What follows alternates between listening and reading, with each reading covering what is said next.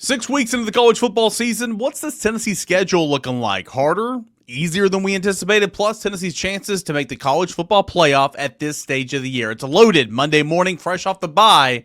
Locked On Vols.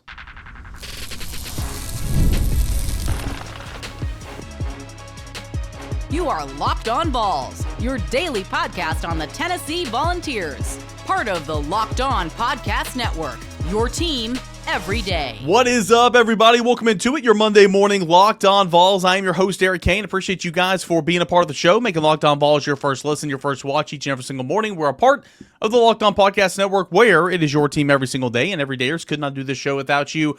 Don't forget, tomorrow's show is your show. Ask questions. I'll do my best to answer them. Mailbag questions answered on tomorrow's show for a little Twitter Tuesday. Today's episode is brought to you in part by our friends over at FanDuel Sportsbook. Right now, new customers can bet just $5, and if your bet wins, you'll get $300 in bonus bets to use across the app. Download the app today. Fun show coming up here today. We're going to look at Tennessee's schedule, analyze it. I guess 6 weeks into the schedule, 5 games into the season for Tennessee. Is it easier? Is it more challenging? What are some potential roadblocks that's coming up here in segment number one? Plus, look at ESPN's Football Power Index, where Tennessee ranks this week. They move up a couple of spots, and the percent chances of Tennessee in the college football playoff. Then we're going to get into the top, not really top, just some major surprises for Tennessee through this stage of the season, and some major concerns for Tennessee through this stage of the season. Myself included, with the VolQuest staff, we kind of answered those questions over the bye week last week and wanted to bring them onto the show here today. So surprises, concerns through 5 games for Tennessee football that's coming up in segments 2 and 3. All right, so you look at that schedule for the University of Tennessee, and we're 5 games in. Tennessee, of course, is 4-1. And look at what's coming up next. Of course, it's Arkansas at home. Arkansas just made a coaching change, and we'll get into the Hogs and discuss what the Razorbacks look like and all that this week. And, of course, we'll have a Locked On crossover with Locked On Razorbacks, John Neighbors, at some point this week. On the road, 2 consecutive road games at Alabama and at Kentucky following the Arkansas game.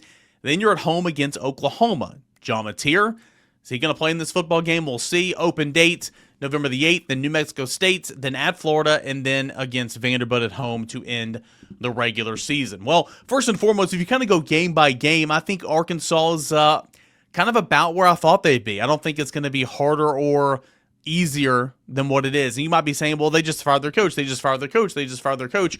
I mean, okay, I hear you, but Arkansas was still scoring points. How many times when Tennessee fired its coach before the end of the season, or Tennessee was kind of going through some rough patches, Tennessee just couldn't score? That's not the case for Arkansas. Taylon Green's a pretty good quarterback, and they've got some weapons, and Bobby Petrino, who's taken over as interim coach, and we'll get into his coaching moves throughout the week because he's kind of, I wouldn't say cleaned house, but he's certainly made some moves there as interim coach, when they were on bye week last week as well. But he's still calling the plays, just like he was. He was offensive coordinator, so I don't think that this really changes anything, in my opinion, because they were having issues stopping opposing offenses. They weren't having much issues scoring the football. So I think Arkansas is about the same. Could Arkansas be motivated to play better, rallying around an interim head coach? I don't know. We'll see. They've had 2 weeks to prepare for Tennessee and kind of get everything under wraps in terms of all the changes. So Arkansas really doesn't change for me. I might be in the minority here. I understand a lot of people say it should be even easier because of the coaching change, but, we'll see. On the road at Alabama, I thought this was going to be tough from the get-go. I still think it's going to be tough. I still thought it was going to be tough after Alabama lost on the road to Florida State to begin the season. Alabama's got a good offensive line. Alabama can run the football now that Jam Miller's back. Ryan Williams, Jeremy Bernard, 2 really, really good tight ends. Ty Simpson is a good quarterback. Turned the football over for the first time, was it game 5 or 6 for them just this past Saturday? It's a pretty good football team. And so on the road, I keep saying Arkansas, Alabama's feeling themselves, as they should, rebounding from that week 1 loss. That's still going to be a challenging game. So for me, it's no different, but maybe for the rest of the fan base, it's going to be more challenging because a lot of people wrote them off after that week 1 shortcoming to Florida State. On the road to Kentucky, I think Kentucky's awful. I thought Kentucky was going to be awful preseason. I think Kentucky's awful right now. You obviously have to go up there and handle business. Don't get me wrong. It's a road game. It's a game against Kentucky where for about half the games in Josh Heupel's tenure, they've been really, really close games, but overall, this is not a good football team. So you can make the case that this will be an easier game, but there wasn't much expectations coming into the game. Oklahoma clearly is going to be more of a tougher game, but the wrench into that is, will John Mateer play in this game? Is it going to be Hawkins, the quarterback, excuse me. He finished the game against Tennessee last year when they benched Jackson Arnold. If John Mateer plays in this football game, it's obviously going to be more difficult because I thought Oklahoma looked like one of the best teams in the country prior to his injury, but he has an injury to the thumb on his throwing hand. They continue to say, well, he could be back in 3 weeks, Okay. An injury to his thumb on his throwing hand, even if he is back, maybe he's making his return in Knoxville for this football game on November the 1st. How effective is he going to be?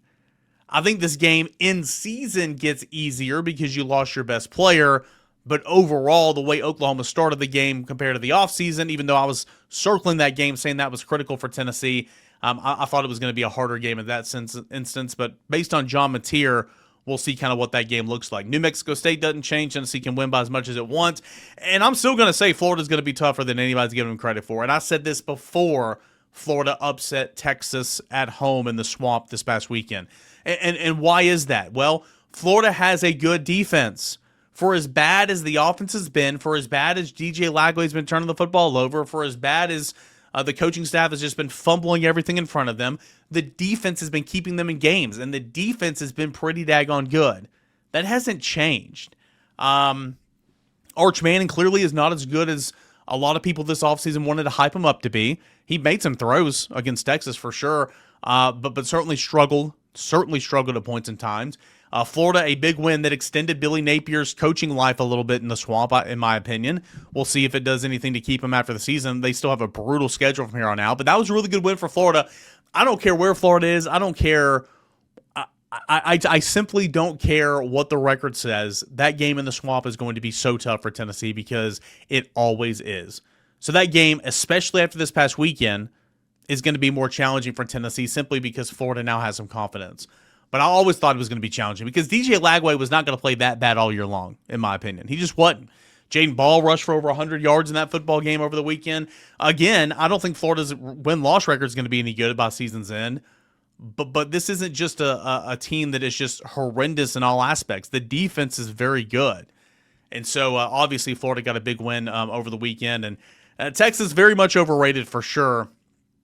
But you certainly want Florida to be knocked down a peg or two before Tennessee travels there on November the 22nd. And then Vanderbilt at the end of the year, obviously that's going to be a tougher game than anybody wanted to give credit for in the offseason as well. Diego Pavia, we know that, but Alexander, the running back's a pretty good player. Defense has stepped up at points and times. That was a really good football game between Alabama and Vanderbilt through about 3 quarters. Alabama, of course, took off there in the end. But Vanderbilt's going to be a tougher football game than anyone wanted to give credit for. So this schedule that was set up to be so easy for Tennessee, it wasn't set up this way, it just kind of happened for Tennessee this way. Syracuse with a healthy quarterback in Steve Angeli, not that bad of a football team, but of course he's out for the year and they've been awful since he's left. But with Steve Angeli, pretty decent football team, right? The pretty decent football team beat Clemson, and I know Clemson's down, but pretty decent football team. Tennessee lost to Georgia in overtime. Mississippi State still doesn't have that win, right? Still doesn't have that signature win. They got blown out in the second half by A&M, but that was what a 7-3 game at halftime. I mean, Mississippi State is still searching. Mississippi State is still searching for that signature win in conference play to kind of get over the hump and say, hey, we're not as bad as we used to be. Clearly, it's a more improved football team.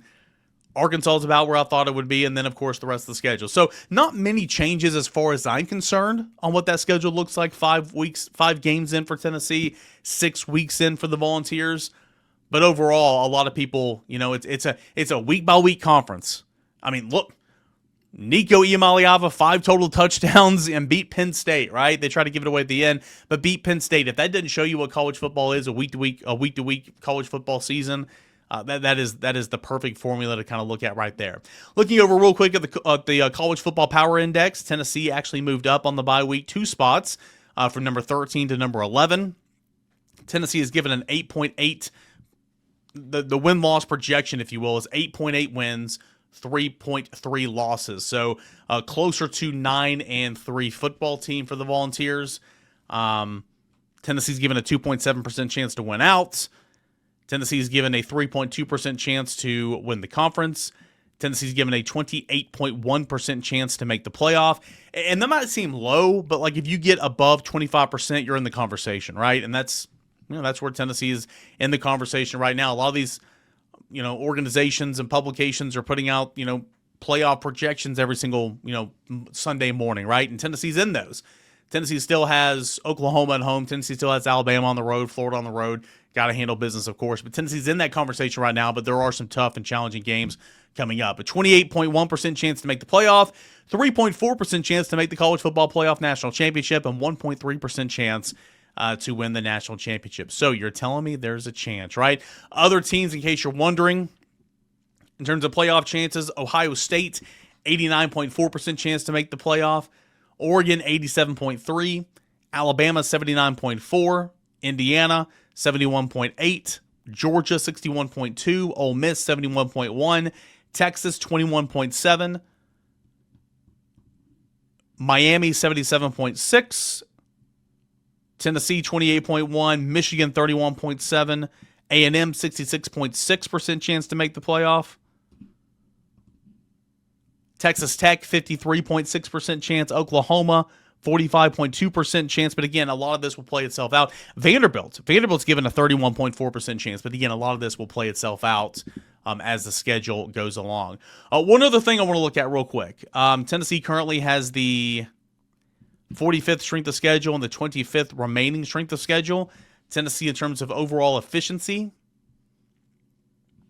Tennessee is the 15th ranked program in the country. They have the 10th ranked offensive efficiency team, 26th ranked defensive efficiency team, 104th in special teams, which is, well, I don't have to tell you, that is not very good in terms of the special teams. When we come back, some of the biggest surprises for Tennessee football through the first 5 games. That's coming up next as we continue on here. It's your Monday morning, Locked On Vols.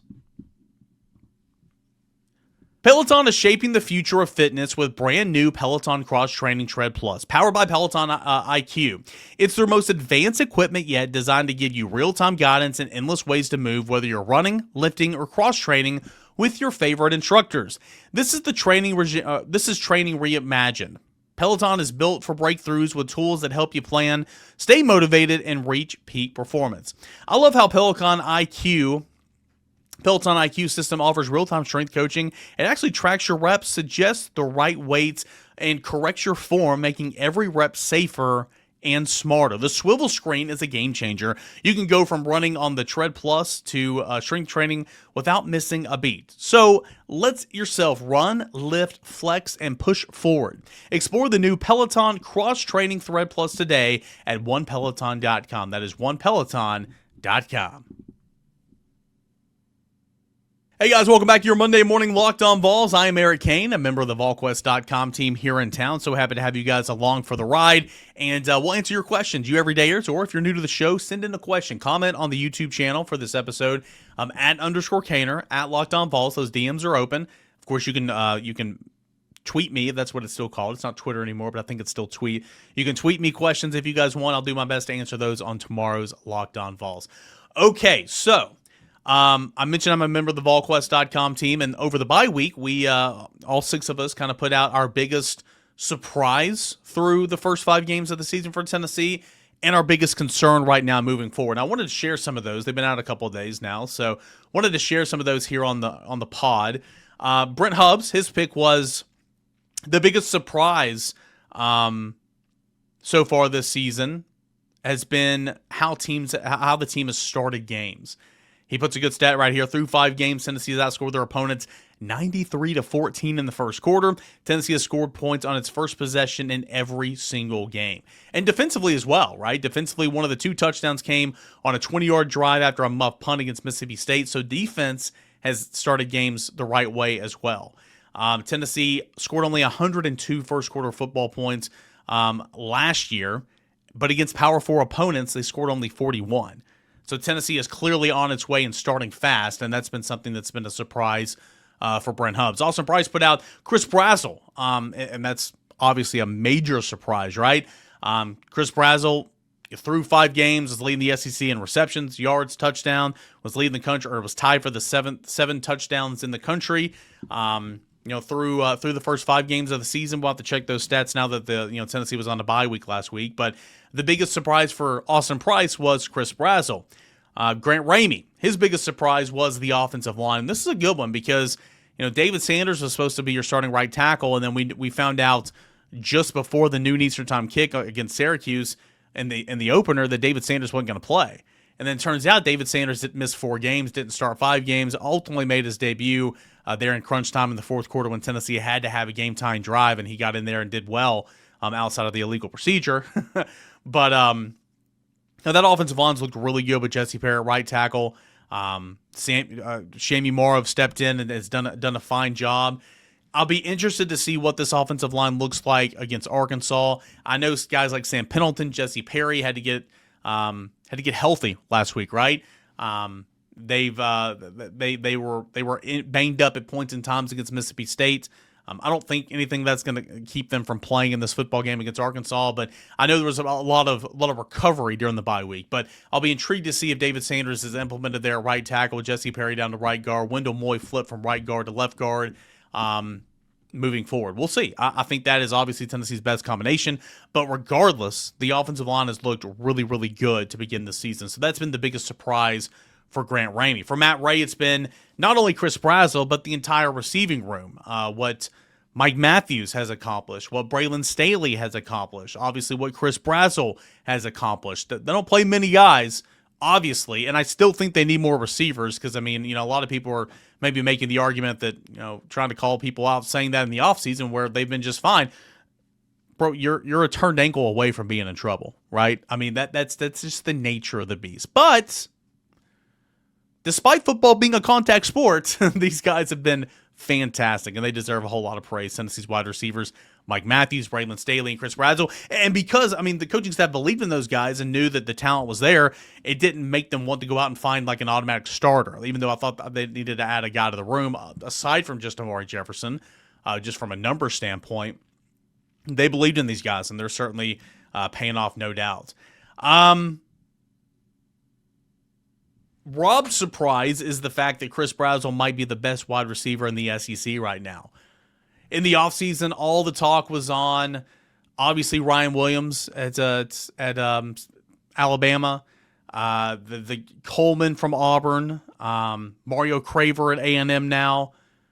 Been a lot of talk about those guys, but Brazzell obviously is one of the best, if not the best, wide receiver in the SEC right now. And then my biggest surprise was, obviously, I'm not going to, full disclosure here, I was the last one to throw in my pick there, before we ran the story, and I was reading what everybody else did, and I'm like, guys, did we say that we couldn't put in Joey Aguilar? I was like, because nobody mentioned Joey Aguilar, and everybody's like, whoa, yeah, take him for sure, like he's got to be in there. I thought that maybe we said we can't take Joey Aguilar, but obviously, Joey Aguilar is hands down the biggest surprise of the football season for Tennessee so far. And it's not like we thought that, or anybody thought that he was going to be just so bad. I guess some people outside of market thought that he was just going to be horrendous and a very bad football player. I thought he would be fine. I did not think he would be this. And I don't think anybody watching or listening did as well, right? I had no clue that he was going to be this. Through 5 games, he led the SEC in passing with 1,459 yards, 13 passing touchdowns, tied for first in the conference, completing passes at 65%. All those numbers would be even better if not for some dropped touchdown passes or the phantom OPI that was wiped off the board or caused a touchdown to be wiped off the board in Mississippi State. He's not been routinely putting the football in harm's way. Like he's been awesome, right? So the biggest surprise for Tennessee, hands down, has been Joey Aguilar through 5 games. But Chris Brazzell deserves a lot of praise. The wide receivers deserve a lot of praise. The offensive line deserves a lot of praise. And the starts, the way Tennessee, both offensively and defensively, have started these football games, deserve a lot of praise. And, that was a fun... Those collab stories are always fun to be a part of, and it's always kind of cool to, put everybody's 2 cents in there. And we're going to do that again in segment number 3 when we go back and look at, through 5 games, we talked about surprises and good stuff. What's something that's concerning to you moving forward? We'll share what the VolQuest staff had to say about that when we return right here. This is your Monday morning Locked On Vols. Stay tuned. This episode is brought to you by Square, your favorite neighborhood spots run on Square. Here in the Knoxville area, Knox County area, right? Games and things, Underdog Collectibles, and probably like 30 more businesses, Dose Bros, run on Square. There are certain businesses that make the neighborhood feel like the neighborhood. These are places that become an extension of home, whether it's sports bar dedicated to your team's fan base, a spot with the best wings in town, or on game day, or that beloved local chain that's been rooted in your community for years, right? These businesses are what bring people together. When neighborhood businesses thrive, the whole neighborhood thrives with it. Square is a proud sponsor of more than 4 million neighborhood businesses around the world. You can go to square.com/go/lockedoncollege to learn more. But before you do, go and support your favorite neighborhood spot. You'll be happy you did. Square, it's where we will see you in the neighborhood. The NFL season is here. What a fun NFL Sunday it was yesterday. I had fun sitting at home all day Saturday, right? And jumping in some live options over at FanDuel Sportsbook for college football. Getting my bets in throughout the day for the night slate. It was so much fun. I did the same thing on Sunday for the NFL slate. New customers as well can get a part of the action. If you bet just $5 at FanDuel Sportsbook, you can get $300 in bonus bets if you win. That's right. Pick a bet, put down $5, and if it hits, you'll unlock $300 in bonus bets to use across the app. That's a whole lot of fun, right? You can do it all at FanDuel.com. You can download the safe, secure, easy-to-use app. FanDuel, it's where you can make every moment more, and it's a place where you can get in on all the action this NFL season. FanDuel, where you can make every moment more. All right, so we did some of the biggest surprises so far through 5 games for the University of Tennessee. Now, let's look back at what the VolQuest staff had to say about some of the biggest concerns. There's clearly some concerns on the defensive side of the football. There's some concerns at depth personnel perspective. There's some concerns about special teams, and we'll get into all that. I'll start with special teams. That's what I put, right? I mean, I think that's, clearly a massive, massive thing that's got to get fixed up right now. And I know against Mississippi State, Tennessee had a bad day special teams-wise, and that kind of enhances it. But the muff punts. Boo Carter muffed 2 punts leading into the Mississippi State game. Braylon Staley muffed a punt, led to a touchdown from the first quarter on, first drive on, after the defense did its business. And then, of course, he let one roll down to the 1. You had Mississippi State converting on a fake punt, and Tennessee's punt defense was not ready for it, did not see what was happening. That was not great. Tennessee has gone 8 for 10 on field goals for Max Gilbert, and I'm not going to just sit here and crush him, right? Like, kickers, sometimes you miss them. But one of the 2 that he missed would have won the football game against Georgia, and another one would have gave Tennessee a 20-17 halftime lead with just over a minute left in the half against Mississippi State. So those misses were pretty big. Obviously, the miss against Georgia would have won the football game, so that was just massive. But 8 for 10 kicking field goals for Max Gilbert so far. So anyway, I think special teams is a concern right now for sure. Tennessee's got to clean those up, because if you go on the road and do that, which you did against Mississippi State, at Florida or at Alabama or at home against Oklahoma, you will lose. You will lose. There is no ifs, ands, buts about any of that. You will lose. So we move forward. Another concern that some of the VolQuest staff guys have pointed out from the story that was over the bye week. Brent's concern is the secondary, especially with the big plays that have been given up. Way too many 20-plus yard plays, way too many chunk plays. So there's that. He also brings up defending the edge in terms of the run game. Mississippi State had 100 yards outside the tackle box in that football game.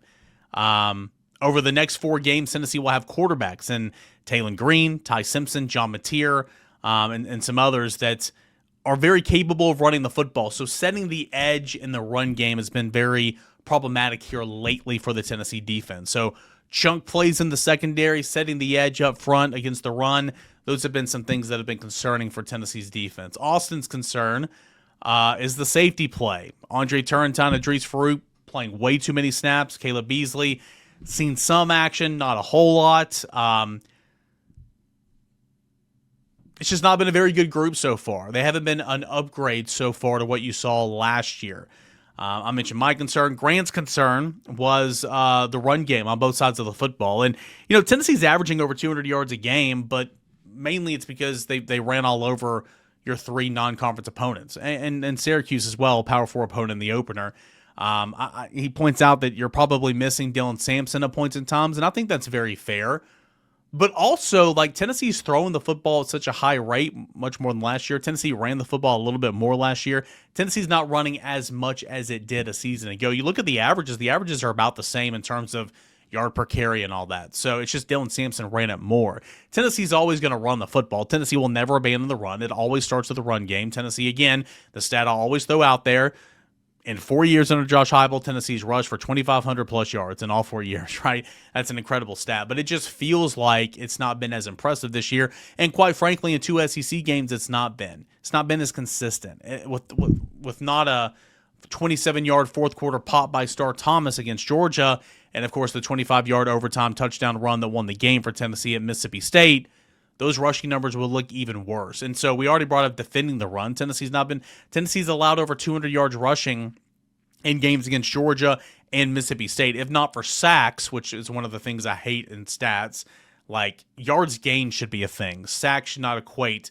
I understand how it works, but sacks should not equate from your team's rushing stats. But anyway, if not for sacks, Tennessee would have allowed over 200 yards on the stat sheet in both the Mississippi State and Georgia games. So giving up way too much on the ground. I think getting healthier, David Hobbs getting back there in the interior, Jackson Molly's already back.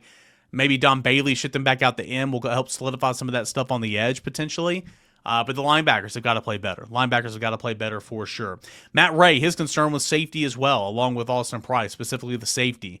Rob Lewis, his concern was the rush defense. So, again, it's not like there's a lot of things to go around. It's just kind of what is concerning is kind of glaring right now, and that's being the rush defense. That's being special teams. That's being some depth at points in terms in some of these positions. But overall, again, I'm not saying Tennessee's perfect. Clearly it's not perfect, but you're a 4-1 football team. You are overtime away, 3 points in overtime away from being a 5-0 football team here at the bye, or last week was the bye. There's not a whole lot to really complain about right now, and that's a credit to Josh Heupel. That's a credit to this offense, this offensive staff, and everybody involved. This is a pretty good football team. How good is it? Well, time will tell. It is a week-by-week conference. Tennessee is going to be in for a battle. I think Tennessee will win and handle business, certainly against Georgia or against Arkansas. According to our friends over at FanDuel Sportsbook, Tennessee's already opened up as a 13.5-point favorite at home against Arkansas. So I don't think Tennessee is ever going to be, the game's ever going to be in question. But Arkansas will score some points. Defensively, can you make a stand? Can you allow that not to happen? Can you force some turnovers? Maybe one of the surprises so far could be all the defensive touchdowns for Tennessee, where they have lacked in certain areas. Through 5 games, they led the nation in sacks. They led the nation in they were 8th in the nation in TFLs. It's been good in that respect, but also rush defense, big plays, it's not been good in that respect. So, anyway, can Tennessee's defense make some type of stand and kind of put its best foot forward against an offense that's been really good for Arkansas here this week?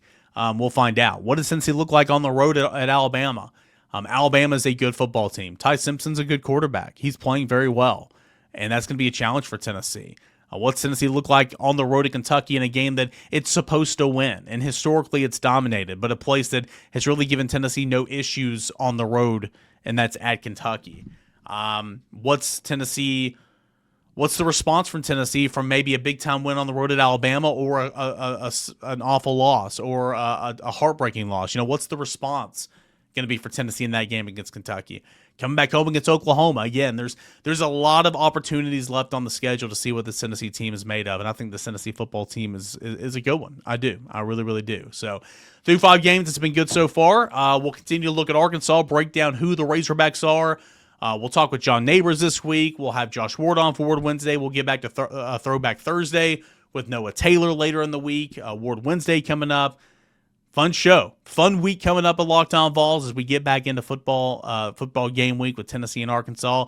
If you're new to the show, please stay.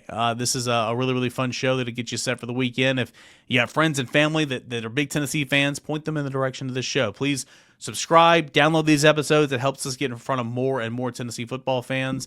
And thank you so much for being here, guys. We'll do it same time, same place tomorrow. This is Locked On Vols.